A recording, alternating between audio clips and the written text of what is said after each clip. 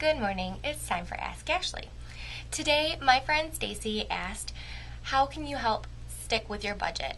It's one thing to make a budget, but it's difficult to stick with it sometimes. So here's a few tips to help you stick with your budget. One of the best ways that I like to stick with my budget is to make sure to tell somebody.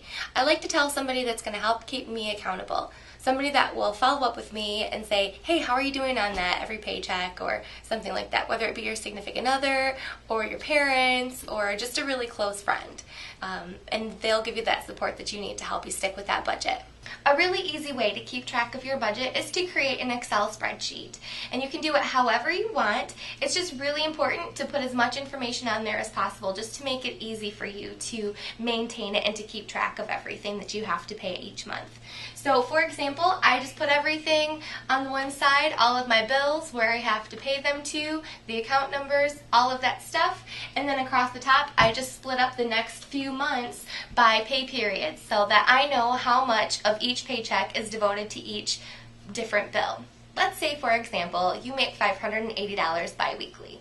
Well, what you can do is you can round down to something that you know that you're going to actually be bringing home, say $550 or $575. You don't want to cut yourself too short, and you don't want to make it seem like you're going to be having more money than you actually make. So it's better to round down a little bit when trying to determine your budget. So let's say it's $550 every other week that you bring home, and then you can take all of your bills and you can separate them based on the fact that that's how much you'll be bringing home that week.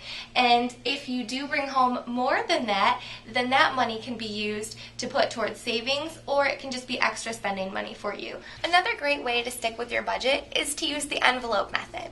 Now, there are some things that you don't have to pay for, like in the form of a bill. Say, for example, your groceries or your gas or your spending money. Now, you can do as many different envelopes as you need depending on what your bills or what your needs are.